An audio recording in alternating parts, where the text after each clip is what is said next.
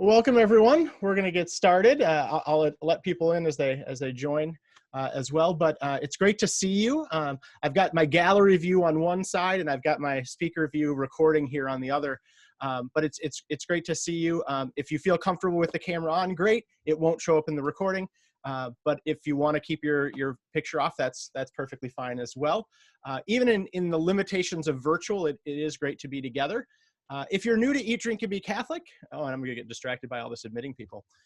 If you're new, we started back in 2012 when Pope Benedict called for a year of faith. And so my co-facilitator, Sean Carroll, and I started hosting at Moe's, a place for steaks. And the hope was, let's find a way to get people together outside of Mass, outside of church basements, and build some community, learn more about our faith, and hopefully inspire people to think, speak, and act in new ways. Faithful to that loving God that's revealed to us in Jesus. And so over the years, we've used different video series. If you know Bishop Robert Barron, we've used a couple of his series. We've brought in speakers. We've shared music. And tonight, we're really happy to have Sara Larson joining us. Unfortunately, Sean has a work commitment, so I get to introduce Eat, Drink, and Be Catholic tonight. But he does send his best, and he was glad to be a part of the planning with Sara. While you are muted, feel free to use the chat function to ask questions. We'll try to keep track of that as best we can. If we're not able to address them, we may try to follow up with you after the fact. We're recording it, and this video will be uploaded to our Family of Four Parishes YouTube channel. And so we hope it's fruitful enough that you'll share it with your network of friends and family so that we can continue to widen these circles of influence and connection. We also know that there are survivors of sexual abuse on the call tonight, and we want you to know that you're welcome. That we're glad you could be with us. We also recognize that this might be an upsetting conversation, and so we encourage you to take care of yourself in whatever ways you need to. Feel free to log off, take a break, turn off your video, whatever you need to do, and reach out to someone who can offer you that support that you need. We also ask, especially in the chat, for participants to be sensitive to that and think about what you're typing and ask yourself, is this a compassionate way that you would want someone who's a survivor to see your question? Preparing for tonight, Sean and Sara and I had a conversation last week, and one of the things that stuck with me in that conversation was we talked about the need for humility as we reflect. And so I know we're immersed in a culture that everyone thinks they're experts on everything that's going on in the world. And I joked about this last month that I'm amazed at how many constitutional lawyers I'm friends with on Facebook. But I do want to take some time to really recognize the limits of our conversation tonight as well. I'm not an expert when it comes to sexual abuse or the church's response. And while I have strong opinions on a lot of things, I'm going to try to be careful not to confuse my opinion with facts, with expertise, or even with helpful dialogue sometimes. And so before I introduce Sara and turn things over to her a little bit, I'm going to start with a prayer. And this comes from a man named Alan Patton. I'm going to hold it here so I can read it. He says, "O Lord, open my eyes that I may see the needs of others. Open my ears that I may hear their cries. Open my heart so that their needs will not be without my support and assistance. Let me not be afraid to defend the weak because of the anger of the strong, nor afraid to defend the poor because of the anger of the rich. Show me where love and hope and faith are needed, and use me to bring them to those places. And so open my eyes and my ears that I may this day be able to do some work of peace for you. Amen." So again, welcome everyone. I'm really happy to have my friend and former coworker, Sara Larson, joining us for this conversation on moving from social distance to encounter. There are a lot of things I could say about Sara, but I think I've talked enough tonight. So I just want to say, I started working for the parishes back in 2012, and Sara was one of those people, the sense of welcome and this culture of encounter that we're talking about this year. Sara just embodies that. She's someone who is humble. She's someone who is really seeking relationships and to share that encounter with other people. And so now that I've embarrassed you, Sarah, I'm really glad that you're with us. And again, I know Sean's really bummed that he can't be here and is looking forward to the video, but could you tell us a little bit about yourself and a little bit about the genesis of Awake Milwaukee? Thank you. Yes, that was a very nice introduction. Thank you, Chad. I'm really grateful to be here tonight. And I want to thank everyone for being present for this conversation. It's good to see lots of friends from Awake, and I'm sure some of the people I don't know are regulars at Eat, Drink, and Be Catholic. I know this is a hard conversation, so I just appreciate everyone being willing to be part of this. So a little bit about me. My name is Sara Larson. You guys heard that. I'm the mom of 2 teenage sons. My husband, Mike, and I live in an apartment on the edge of Milwaukee near Glendale. And I used to work, as Chad said, as the Director of Family Ministry for the 4 parishes. And now I am the Executive Director of Awake Milwaukee, which is what I'm here to talk about. So Awake really came from the experience of many Catholics that we shared in the summer of 2018 when the news about former Cardinal Theodore McCarrick was coming out, as well as the Pennsylvania grand jury report in August. And so, many of you might be able to think back and remember what that felt like when all of that was in the news. And it felt like the whole world was talking about these things and Catholics were discussing them and worrying and praying and thinking and reading. And so my experience during that time was as a person who was working in lay ministry on a parish staff. And honestly, the McCarrick story hit me like a punch in the gut because I had told myself this story about sexual abuse in the church, that it was something that happened a long time ago, that a few bad apples abused children. But in 2002, with the Boston spotlight years, we figured it out. We realized the problem and the whole church came together and fixed it and ended it. And it's a sad story in our past, but we've moved on. And that was kind of the story that I told myself about the issue of sexual abuse in the church. And so for me, hearing the story about Theodore McCarrick and the current things that were happening in the church then, the number of people that clearly knew and did nothing about it, the number of people that were still hurt and that had been silenced, it really threw me for a loop because it made me wonder whether the story I had told myself was true or not. And so I spent a lot of the fall of 2018 reading and crying and praying and yelling at God and being angry and grieving, I think. And for me, I just realized that there was so much that I had missed and that I hadn't been paying attention to. And also that maybe I was complicit in by my silence and by my inaction. And so it was a really rough few months for me trying to figure out where I was supposed to go, what God was calling me to do. And ultimately for me, that led to me, leaving my job in parish ministry and setting out on this path, which led to the founding of Awake. So that's kind of my story of how I came to this, but there's a lot of stories that are a part of Awake. There's a young adult whose mother was abused by a priest and has had this reality part of her life since childhood, who was so grateful to find other Catholics who were willing to talk about this, who cared. There's a priest who saw firsthand the after effects of abuse when he was sent to a parish right after an abuser had been removed. There's a mother in an area parish who has not told any of her Catholic friends that she was abused as a child. There are lay ministers and clergy who know that we haven't done enough and feel a responsibility to help our church be better. And there are mothers and fathers who want to help make the church safer for children, and a lot of lay people who are asking themselves what they can do and what their responsibility is in the church. So, my story of coming to Awake is kind of part of all sorts of different stories of people who I believe God called at this moment in time.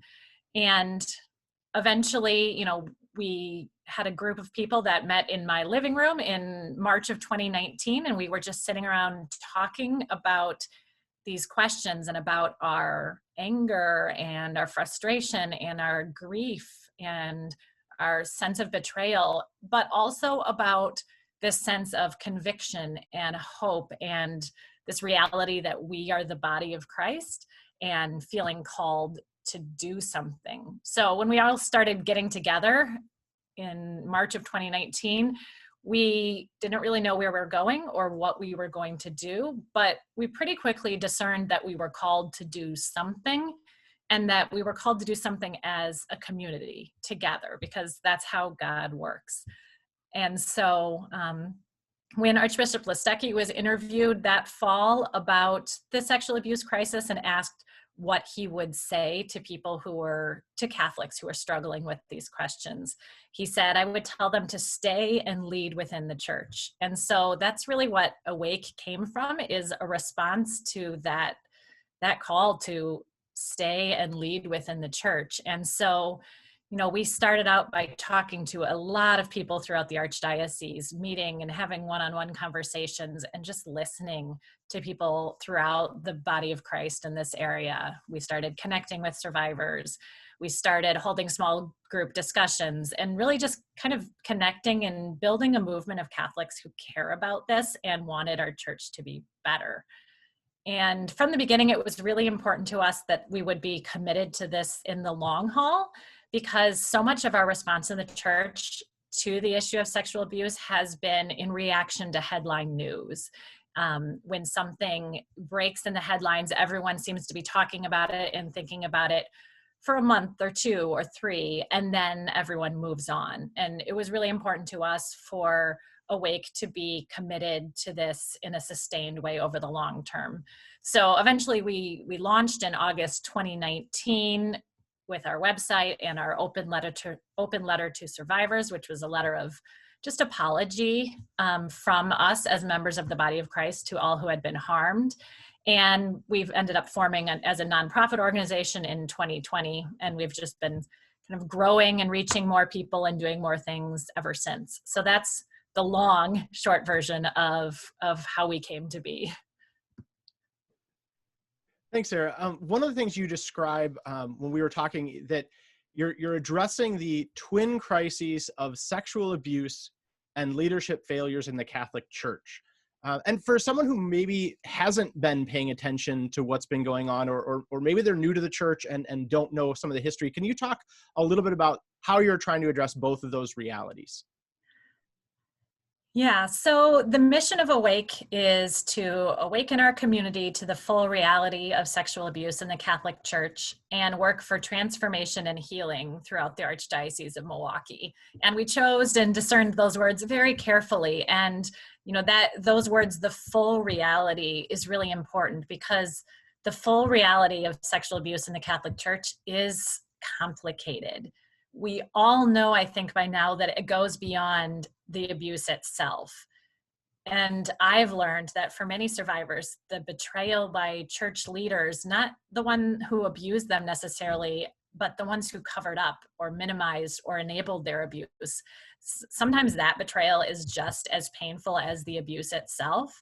And I think a lot of Catholics feel that same way, that there's something especially disturbing about the mishandling and the cover up and all of that. So those leadership failures are essential to understanding and addressing the crisis. So Awake is trying to take kind of a comprehensive approach to what we call the twin crises. So this means learning and helping Catholics understand and be more informed about these issues, because we need to think about them clearly to be able to address them well. So that happens through our website, our social media. We have a really excellent weekly blog, and we have a new Courageous Conversations speaker series for everybody here who likes going to online speaker series. We have that happening now too. So those are part of what we do to help mostly Catholics become more informed about these issues. But our mission also includes walking with survivors and their family members and those who have been harmed, and lifting up their voices to the rest of the church, It also includes researching and learning what we can do better in our own archdiocese, and then advocating for concrete changes for greater safety and accountability and compassion in our local church. It also includes prayer, because we think that's important too. And it includes helping parishes and church leaders be more survivor sensitive and open to addressing these issues. So we're kind of trying to take the broad view of all the different pieces of addressing this issue, and trying to kind of hold all of them together in one mission, in one ministry. Yeah, and I know when you and I and Sean got together last week, you talked about both transformation and healing. Those are two words I wrote down real quickly, because they're so key to what we've been talking about in terms of this need for a culture of encounter. And as Christians, the central message of the gospel, this healing, saving power of God. Can you talk a little bit about that sense of transformation and healing as it pertains to Awake? So my favorite metaphor for understanding the church, and in this issue in particular, is in the description in 1 Corinthians 12 of the body of Christ. So it's just a really beautiful metaphor to describe the way that we are all united and connected in this one body. And in 1 Corinthians 12:26, St. Paul says, when one part suffers, all the parts suffer with it. And that God has really used that verse to work on my heart. So I think about it like this: if my foot is injured, I notice it, I feel it, I treat the wound. But if my foot is injured and I don't notice and it doesn't affect me, that's a problem. That's a sign that something's going wrong in the body. If some part of me is hurt and I'm not paying attention to that, or I'm treating it like it doesn't matter to me. And I think that's kind of what it's been like in the body of Christ with regards to those who have suffered sexual abuse. They've been hurt, they are in pain. And for many of us, in the rest of the body, we haven't been paying attention. We've treated it like it was somehow separate from us. We don't even notice, or if we do, we don't notice or care enough to act or do anything about it. And again, that's a sign that something is wrong. Something in the body isn't working as it should. So for me, a big part of the work of Awake is to help the rest of the body wake up to the injury and to pay attention and to care enough to act. Also, if you have a serious wound, we all know that you can't just ignore it and hope it will heal, or stick a Band-Aid on it without looking at it and cleaning it and taking care of it. And so that's why I think it's really important to talk about both transformation and healing. We can't skip straight to the healing without first understanding and examining the wound and cleaning it out and changing the circumstances that caused the wound in the first place. There's a lot of hard work that needs to be done before the church can be fully healed. And people are still being abused today. Abuse is still being mishandled today. So we really need deep transformation if we want real healing. Now, I also recognize that we can't wait for everything to be changed before we begin healing as a church. There are certain things that are not going to happen quickly. So I do believe that there's some healing, and personally and communally, that can happen if we're honestly addressing this situation, even while there's still work to be done for the change. So that's why Awake is kind of thinking about both those things at once. Both the transformation and the healing are essential moving forward. Thanks. Yeah. Let's talk a little bit about encountering survivors again, because I think it's so easy to talk about issues, and I think part of our call is to encounter people, and that's one of the things I've loved about what you do. What have you learned so far? What is it we as members of the church can do better to encounter and support survivors of abuse? It's a really good question. And honestly, there's no easy and simple answer to it. And for me, when I first started on this journey, it really was more about an issue and maybe a feeling of personal betrayal. I didn't know people who had been personally affected. And now that's really changed for me as I've had the privilege of really getting to know many survivors and walking with them closely. I should say, this is the part of the conversation that I should say I am not an expert on trauma or mental health. So I'm only speaking from my own experiences, which is just listening to dozens of survivors and their diverse experiences. So the first thing I would say is, I imagine there are some people on this call who are listening to this and think, well, I don't know anyone who's been abused in the Catholic Church. So, how does this apply to me? And the first thing I just want to say to everyone is, remember that you don't know anyone who has experienced this. Just because no one in your life has told you this doesn't mean it hasn't happened to them. And it's a really big deal to tell someone that you've experienced abuse. And there definitely could be people in your life who have this experience and have not shared it with you. So that's always something to be conscious of, and to think about, if there was an abuse survivor in your life, would they know that you're a safe person to talk to? How would they know that? What do you do or say that would show them that you would believe them and support them? And really think about that, and then try to become the kind of person where someone would think, yes, I know I could trust her. I know he would listen to me.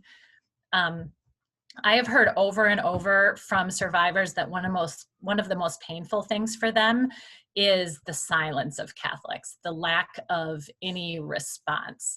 And so I think one of the most important things that we can do is stop being silent, and to get comfortable. Maybe comfortable is the wrong word, but at least willing to talk about the reality of sexual abuse in the church. I don't want survivors to feel invisible in our church anymore. And I know from speaking to many, that's sometimes how they feel. Now, it's not as simple as saying, hey, survivors, we're listening. Here's the microphone. We have to recognize that many survivors feel deeply betrayed by the Catholic Church, and not just by the person who abused them, but by church leaders in others in the institution, and sometimes by the Catholic community as a whole. And so it can take a lot to gain enough trust for someone to be willing to share in a public way. So we have to remember that it's not the job of the people who have been harmed to inform us or to share their stories for our good. But there are a lot of survivors who have chosen to share their stories in public ways. You've probably run across those in newspapers, in online sources, and maybe you skim over them because you don't want to read them because these stories are painful. But I think one of the things that we need to do as Catholics is really be willing to seek those out and listen to those voices. Of course, now, if you are carrying your own trauma, you need to take care of yourself and know what your limits are. But for many of us, we need to have the courage to really hear these stories and really let them sink into our hearts. We have a number of survivor stories on the Awake blog. So if you look there, that's a great place to start with a number of stories from local survivors. I also really recommend the podcast Deliver Us from America Media. It's an amazing podcast in general, but it has a series of survivor stories that are very well done. They're difficult to hear, but they're done with sensitivity, and they're really helpful to kind of understanding this picture. Because it may be true that you'd never have someone personally tell you their story, but you can still hear these stories in other ways and encounter these voices. And then the other thing I would say is, once you've heard these stories and hear these voices, it's our job to amplify those voices, to not just think about them ourselves, but to share them with others, especially fellow Catholics and especially with church leaders, so that the people who have chosen to speak publicly, that their voices are heard by as many people as possible, and that they're not just forgotten just because something isn't in headline news at the moment, that we keep listening on a regular basis and keep trying to seek understanding there. Now, if someone does choose to share their story with you personally, and I would say remember, this goes for any abuse, whether it took place in the Catholic Church or not. One of the things I'm understanding more and more is how prevalent sexual abuse is in general in our community. And so much of what we're talking about here also applies to people who have experienced abuse in their home or from a coach or from any other, source. So, but just know that if somebody decides to tell you their story, you are being given a great gift of trust. And it's really important how you respond. So you don't have to be an expert, though, on anything to be able to respond with compassion. So you don't have to be scared and so worried that you're going to say the wrong thing. All you really need to do is listen attentively and communicate that you're listening, and then just say something really simple like, "I'm so sorry. I believe you. How can I help?" It doesn't need to be a lot of words. It just needs to be those words that communicate your love and your support. So if you're in that situation personally, that gives you a good place to just start with words of compassion. Yeah, and one of the things you said that when you talk about silence, earlier you had used the phrase survivor sensitive, and I really like that. How do we shape our language and our culture and our structure to be sensitive to those who survive this? What are some other mindsets or habits or statements that we have to avoid if we really want to encounter and love those who are survivors? So I could probably make a list a mile long of all of the horrible things that have been said to survivors that I know and have caused them so much pain. And it's really sometimes astonishing to me that these are still reactions that people receive from Catholics, from people in the church that I would think we would know better. But there's a lot that we can say that can cause pain. But also, I never want to make you think that means you shouldn't say anything.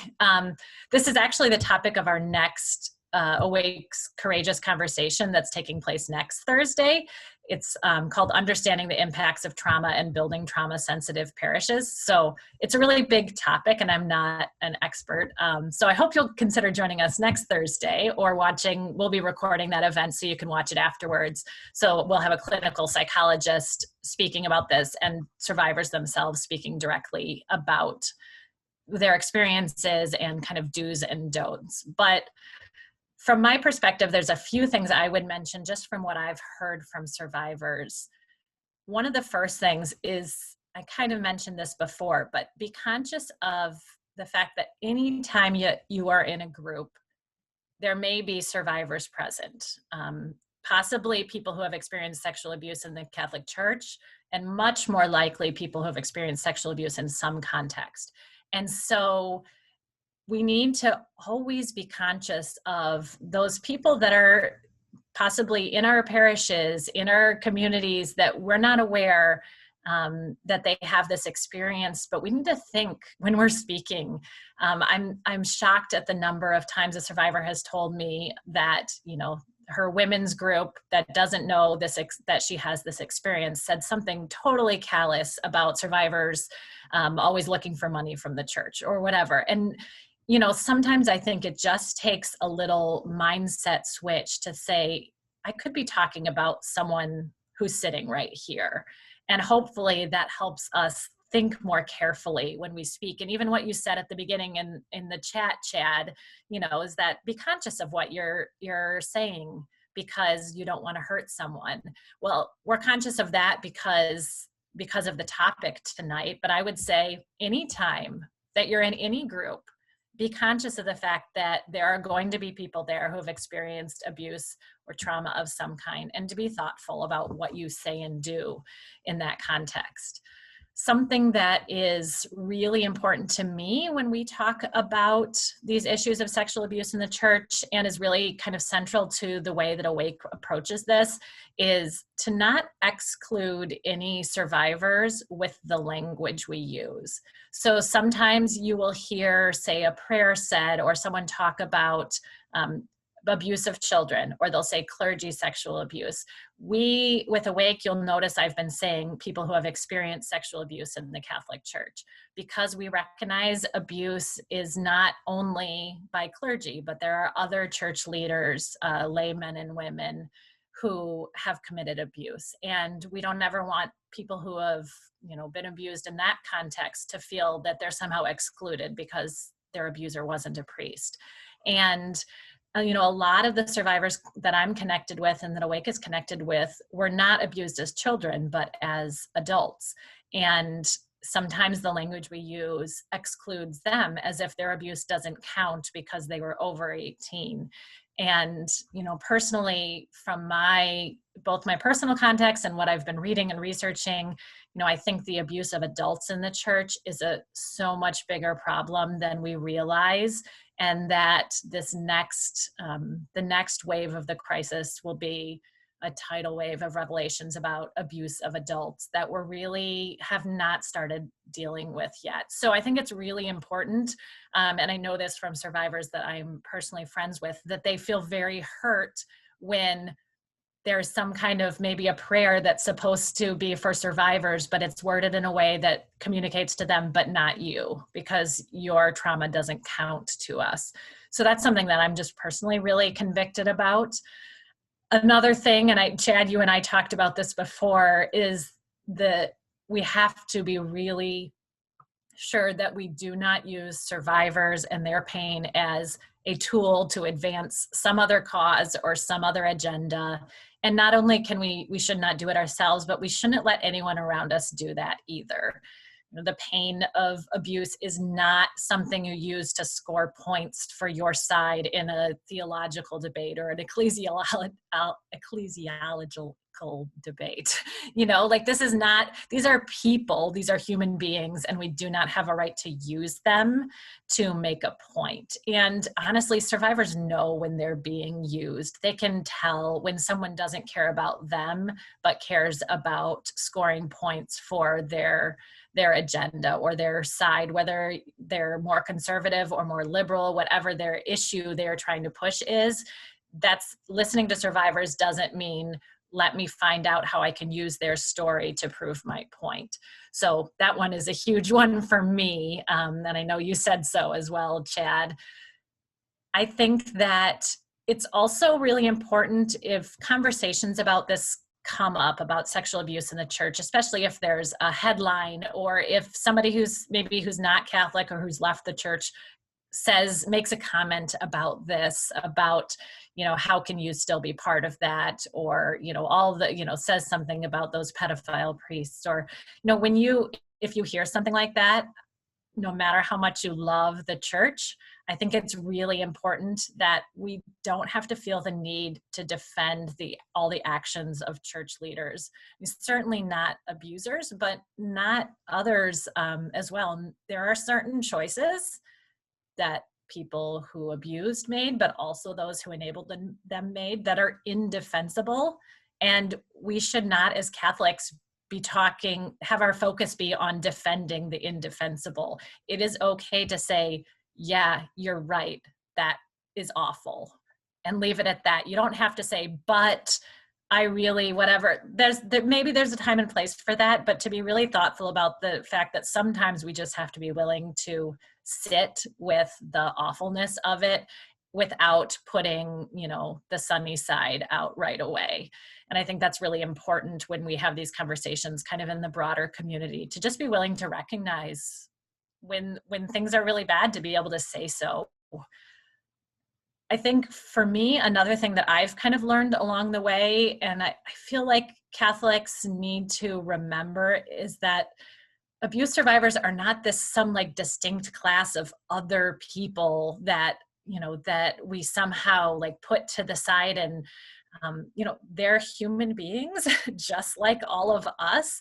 And, we do need to be sensitive to those who are struggling with trauma, with PTSD, with mental health issues. Those things are real, and we need to be sensitive to that. But we also don't need to be afraid of survivors as if, there's some special class that only experts are allowed to talk to.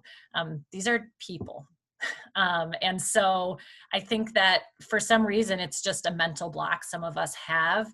And I think, just to recognize that, the woman next to you in the pew, the cantor at your church, the teenager in your youth group, many of those people could have this experience. It doesn't make them some foreign, strange other. They're human beings, and their stories are bigger than the story of abuse. They have complex lives just like we all do. And so not to reduce anyone down to, this one experience of their life.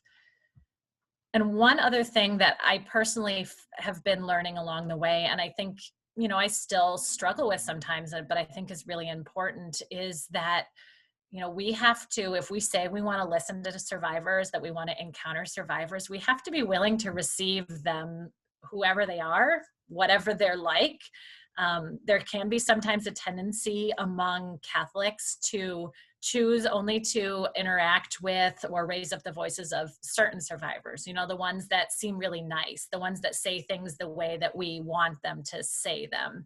And we have to be willing to encounter whole people, whatever they are like. And so, some survivors struggle with mental illness and PTSD. Some survivors are really, really angry for really, really good reasons. Some are extremely sensitive. Some have no desire to talk about what happened to them in the past. And some really want to tell everyone how terrible it was.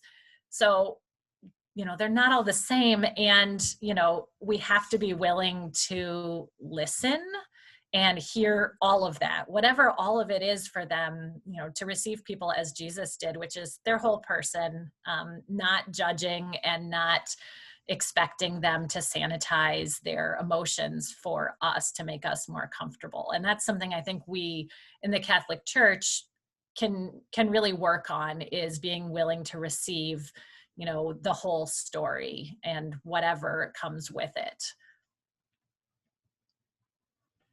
Yeah, I think one of the things you said last week that keeps spinning around in my head along with what you're saying now is, you said encounter is the beginning, but not the end. And I know, as I've been thinking about this, and I know you've made these connections as well, so much of what we've talked about this whole year of talking about encounter is, whether it's racial justice issues or political divisions or divisions in the church, is like, again, we can't turn this just into an issue. We have to encounter people.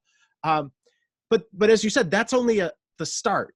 And so I think, whether it's, again, racial justice issues in the church, there's also a need for accountability and change. And so can you talk a little bit about it? And you use those words, I'm stealing your words there. Can you talk a little bit about the need for accountability and change in the church as part of this encounter, that we can't stop just at hearing stories? Yeah, I think, we have to start with recognizing the reality that this is not a problem of the past. This problem is not over. We have made, and I really do believe we've made great strides since 2002 in the Dallas Charter in terms of preventing the abuse of minors and handling current allegations of abuse. But there's a lot more that has not been addressed. And I don't need to go into all the details here, but I can think of a long list of, the abuse of adults and institutional culture that treats victims as liabilities rather than human beings. A desire to protect the institution at all costs. A lack of accountability for those who covered up and mishandled abuse allegations and are still in power. Abuse in historically marginalized communities, that those stories have very often not been reported and not been told. Lack of transparency about both the past and the present. All of those things are ongoing issues that we need to deal with. And so, as I've listened to and learned from survivors, I've learned, as I said before, they're a diverse group of people, just as any group of people is. And so you can't really say very much about what all survivors want. I think people have sometimes asked me that question, well, what do survivors want? And well, they're different people. They want different things. But I know many survivors who really want to be listened to and supported and welcomed in the church, and who really appreciate prayers and mentions in homilies. And, there are many people who really appreciate that. I also know many survivors who could take or leave all of that, because what they want more than anything is for Catholics to finally stand up and say, this is enough. We need to do something and demand better from our church. So for us to really, I think, genuinely encountering someone leads to action on their behalf, right? So I listened to Marcus Mescher's talk that he gave for this series a few months back, and he was talking about that, what is my responsibility to this person I encounter, to my neighbor, when he was reflecting on the story of the Good Samaritan. And, you cannot listen to someone's story and then say, well, that's nice, or I feel sad for you, and then move on. So for me, the more I listen to survivors, the more I think about what does compassion really look like? And it's, taking real action for accountability and for change. So, it's very nice if I'm not discounting the power of prayer, because I really believe in Awake as a group. We believe in prayer and think it's important. But, if your church leaders pray for survivors, but leave your abuser in ministry because you were over 18 when you were abused, what do you think that communicates? And have you really listened to someone in that case? And so I think it's a really big challenge for us when we think about encountering survivors, just to think about listening to what they are asking for, listening to what they are asking of us, and taking that seriously and acting on that. And I really believe in the need for encounter in all sorts of areas of life. That's always been really important to me. As you referenced, Chad, in parish ministry, that was always a huge part of what I believed in. And for me personally, my life has been radically changed in the past few years because of encountering survivors and loving them and building relationships and friendships with people who have experienced sexual abuse in the Catholic Church. But I also have a unique vocation that not everyone listening to this shares. It's not going to be the case that everybody here is going to be entering into deep relationships with people who have been harmed by sexual abuse in the Catholic Church. Maybe you will find that you're brought into that situation, but it's also possible that you will not. That, I would say, is not necessarily going to be a universal experience for all Catholics who care about this. What is universal is our responsibility to work for the change that's needed to make our church safer and more accountable and more transparent and more compassionate. That's something that is not based on which people God has put in your life. That's based on our responsibility as baptized Catholics, as members of the body of Christ. That is something that we're all called to do. And so when we're talking about encounter, like I said, I really do believe in that, but also that encounter never just leaves us where we started, right? Encounter always calls us forward and calls us into action. And so that's, part of what I would call all the Catholics that are, listening to this to really think about is, what am I called to do in response to these human beings, to this, human problem? So that's kind of what I think about with that question. Yeah, and I think, you use the word messy, and I think one of my favorite definitions of mercy, when we talk about the mercy of God, is entering into the chaos of another person's life. That's what it is to be merciful, not pardoning or letting go of things, but entering into. And so, can you talk a little bit about, obviously there's a messiness, a despair, a sadness, frustration, anger, all sorts of different things that can be part of it. Where do you find hope in the midst of that? Where do you, without glossing over those frustrations or anger, what inspires you to continue this path of encounter that can oftentimes be painful? Yeah, honestly, it is really hard. This work is painful and exhausting and lonely, and my heart has been broken so much and so many times over the past few years. It is really hard to listen to story after story of the way that my church, the church that I love, has caused such devastating harm to people and continues to do that. And it's hard to know that there are some Catholics that think I or think Awake are somehow opposed to the church because we are bringing up these questions when we're all faithful Catholics who are doing this out of love for our church and a desire to make it better. So, and it's hard to hit up against roadblocks on simple changes that could make a real difference for survivors. So all those things are hard. And most of all, it's just hard to sit with survivors in their pain and not be able to help. And this is just my experience as someone who hasn't gone through that trauma myself. So, I say all that in light of the reality that this is small compared to people who are living with this reality in their daily life all the time.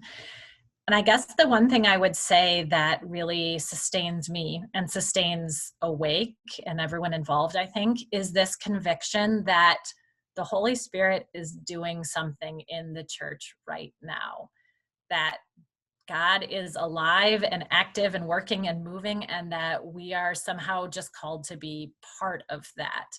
So to recognize that the God I believe in, that I've always believed in, that God can do all things and can bring good out of evil and can change hearts and can change broken systems and situations. And so for me, when I get too focused on what we can do and what we can achieve, like if we work really hard or get really organized or say or do the right things, when I start thinking down that path, it can get really discouraging because change is slow, progress, happens in fits and starts. And so that can get really discouraging. But when I focus back on the work of God and just being faithful to God's call, then I get to be in a better place. And I think all of us do. And just trusting that He's in charge and that He's leading us somewhere.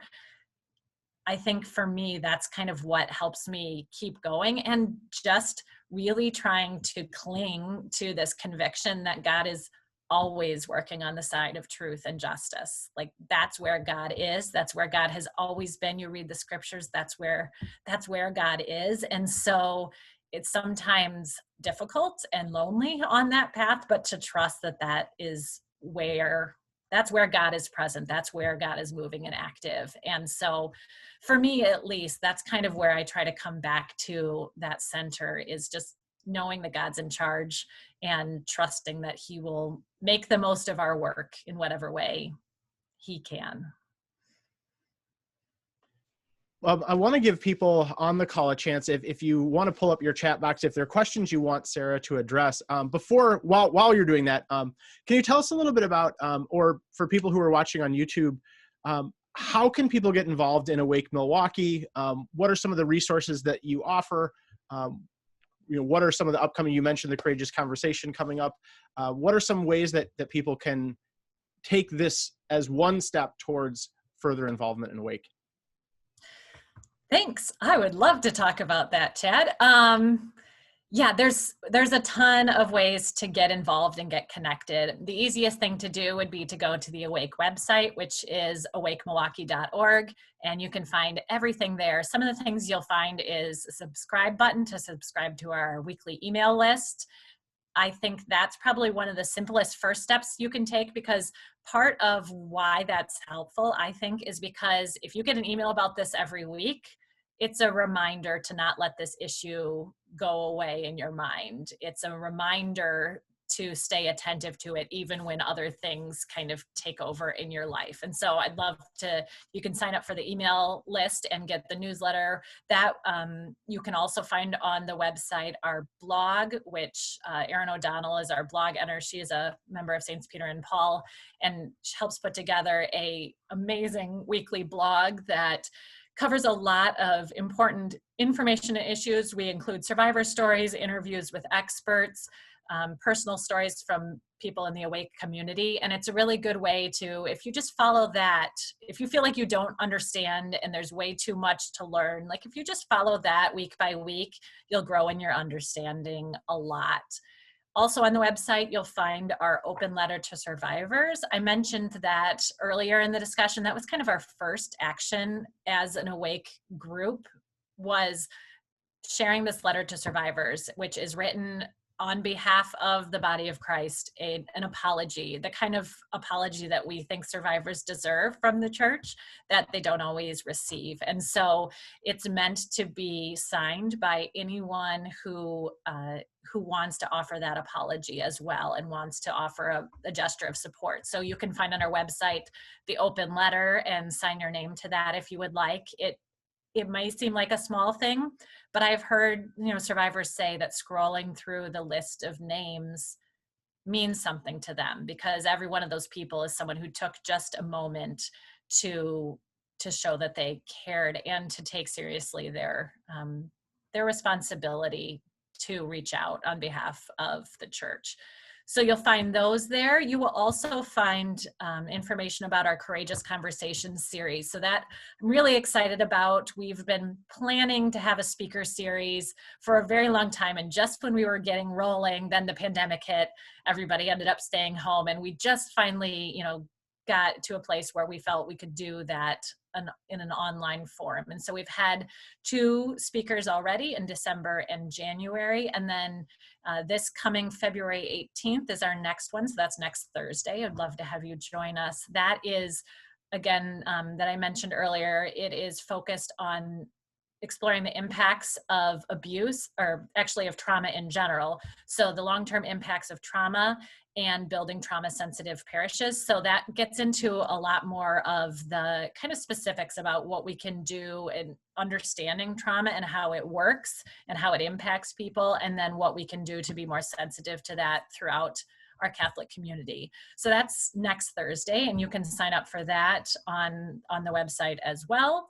We also have we're planning a Way of the Cross in March during Lent as an event that anyone can, from any parish can participate in as part of their Lenten journey. It's a way of really praying with survivors. There'll be survivors' reflections included, and just kind of connecting that Jesus's way of the cross with the way of the cross that survivors walk. So those are some upcoming events. And then we have Courageous Conversations every month moving forward. So you can find all that. And we're trying to look at this issue from a lot of different angles.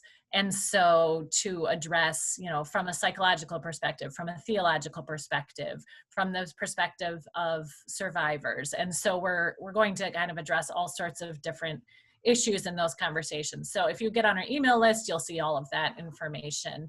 You can also follow Awake on social media. We're on Facebook, LinkedIn, and Instagram. So that's another simple way to, again, keep this top of your mind and to just pay attention to what's happening.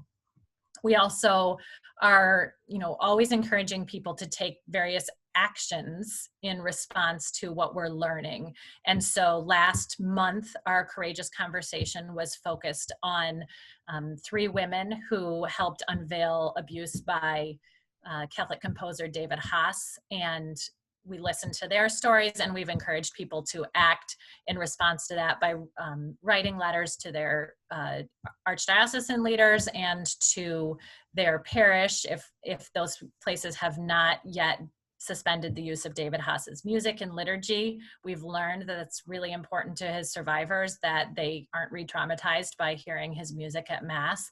And so we're encouraging, our current action is for asking people to write letters about that. And just, again, it's about amplifying the voices of survivors who are saying, we need this from our church, and the rest of us saying, okay, we're with you and we'll support you in that. One of the survivors, the survivor who spoke on our panel, Margaret Hillman, said that what she most needs from the church is for us to stop making the survivors do all the heavy lifting. And what she meant by that was, there are many survivors that are fighting for these things all the time, that are doing the hard work, and they're doing it oftentimes alone without the support of other Catholics. And so, she was calling on us to help do some of the heavy lifting with her. And so these letters we're writing right now is just one simple part of that, but we're always going to have ongoing actions that encourage all Catholics to kind of step up and do some of this work. The other thing I would say is if you're thinking about this and you're like, yeah, I'm in, I care about this and I want to act, we would love to have you get involved with volunteering with Awake in some way. We're a small group of people that are doing a lot of work, and we really could use some help with people who care about this and want to lend a hand. So if you're interested in volunteering in some way, we have a million different ways we could use your help. So you can reach out to me. You could, send an email through the website. You can also reach out to me personally. My email is Sara Larson, so SaraLarson at awakemilwaukee.org. So if you want to talk about getting involved more, or if you want to offer feedback or ideas, I'd love to hear from you. So you can also reach out to me that way. So that's a brief overview of all the things about Awake. I could tell you a lot more, but I think that's probably enough for now. But I would love to connect more and, again, empower all of us to be agents of change and to really be acting in response to our encounter with survivors in our church. Thanks, Sarah. You mentioned the letter to survivors, and I saw that Lynn added that link to that if you want to go directly there in the chat box when the call's over. If people want to see that letter, it's right there. So thank you, Lynn, for putting that in the chat. Before we close out the evening with some of the questions that are piling up there, I'm going to give a couple opportunities that are coming up. I'm going to share my screen here, and if I can do this right. And Sarah, maybe you can check the chat box while I'm doing that. There are a couple things. Our Family of Four Parishes is launching a couple of different book groups, both using the book, The Ethics of Encounter, and Sarah already gave it a plug. Marcus was with us back in November on Eat, Drink, and Be Catholic. And so for Lent, using this theme of encounter, we're going to have a couple different groups. I think it's Monday evening and Wednesday afternoon on Zoom, talking through the book and talking about how do we apply that in our current situations? How do we in our local community, how do we do that? How do we encounter people using some of Marcus's work? So if you're interested, you can check out our parish website. You can email me directly. My email address is there at the bottom of the screen. And then our next Eat, Drink, and Be Catholic is a month from today, March 10th. And so you can certainly join us. Ann Haynes and our Director of Social Justice and Outreach, Laura Hancock, are going to be talking about our Lenten almsgiving, which is related to the urban initiative of the Archdiocese and a new ministry center that they're building near All Saints Parish. And so the two of them are going to talk a little bit about that, and this sense again of encounter, not simple charity, but this real sense of the need for encounter across the city. Also, I think, see if that was it for my commercial break. Also, again, tonight's conversation is going to be shared on our Four Parish YouTube channel. Please share that with people who you think that it could be fruitful for. You can also see any of our past conversations, including the one with Marcus, on our Four Parish YouTube channel, just to kind of see these different angles of encounter that we're talking about.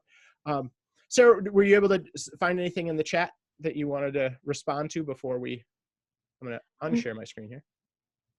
Yeah, the only question in the chat was about whether the Archdiocese of Milwaukee has stopped using David Haas's music, and the answer to that is no. There has not been any public statement or guidance from the Archdiocese for parishes. So some individual parishes, including the Family of Four Parishes, have taken the lead and have made a public announcement that they are no longer playing David Haas's music and at their parish. And so we're really encouraging individual parishes to act, but what we would really like to see is an action from the Archdiocese of Milwaukee.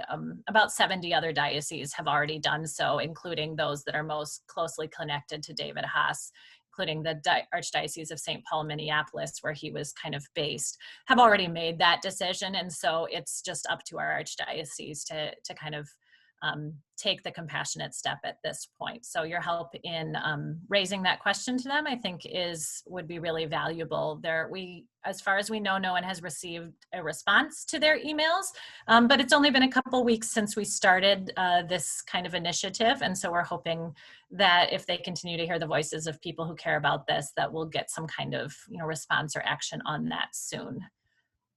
And as you said, I know for speaking for the family of 4 parishes, that was a decision we made when the allegations came out. And you can find on any of our 4 websites a statement from Mary Robertson, our Director of Liturgy, as to why, and it speaks to a lot of what we've talked about tonight.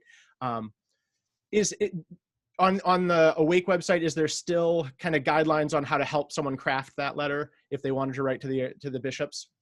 Yes, we tried to make it really easy for you. So if you are interested in writing a letter, if you go to the Awake website and maybe just put it in the chat, awakemilwaukee.org/action, and that has a template for how you can send a letter. It gives you some wording that you can use and putting your own personal touch on it. So you can find that there. And again, if you follow that space, you will see future actions as they come up, because we're really hoping that we can have the entire Catholic community activated as people who care about this and are willing to give this attention and do the work together. And I think that's part of why we wanted to form Awake, is because I believe this is something that we can all do together. And so we just kind of needed a way to collect our voices. I know there are so many Catholics who care about this, but also don't really know exactly what to do or don't feel well informed enough.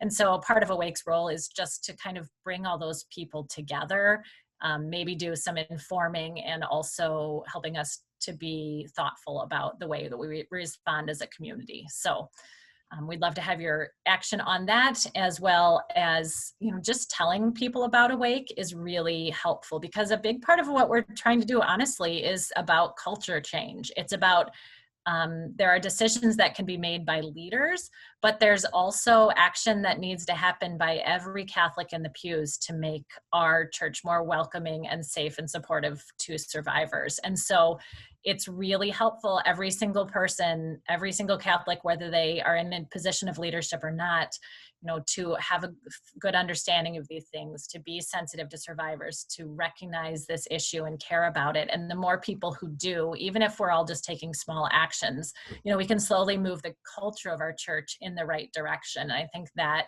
is a huge part of the value and of what we need to be working on right now. Yeah. And personally, I would say, having those templates, it can be intimidating to be like, all right, they want me to write a letter to the bishop about this. And, to have something really user-friendly that says, okay, I can make it personal and I can personalize it, but here's kind of a framework to help me get started, was really helpful. So thank you for that. Making it easier for us to share our voices, with leaders of the church. I'd like to close with something that, Sara, that you wrote on one of your blogs, and we're going to call it our closing prayer. And so you write, "Let's all work to ensure our good intentions are strengthened by knowledge, humility, authentic compassion, and persistence." Amen. Amen. Thanks again, Sara, for being with us. Thanks to everyone who's on the call. I hope that you can join Sara next week on the Courageous Conversation. Again, it's on trauma-centered responses for parishes. If you're interested in one of our book groups or the next Eat, Drink, and Be Catholic, again, we'd love to have you on there. This call it'll be downloaded to my computer, uploaded to YouTube, and sometime probably late tomorrow, we'll have it up on our YouTube channel if you want to share it. But thanks so much for being here, everyone. It's really been a wonderful opportunity for me, to reconnect with Sara a little bit, but to hear about this great work that, I know working with you when all of this kind of came out, to see all the ways that you've responded, beyond talking about it, and talking about it's important, but moving into some real concrete action has really been inspiring and beautiful. So thank you. Thanks again, everyone. And we hope to see you again soon. Have a wonderful evening. Thank you.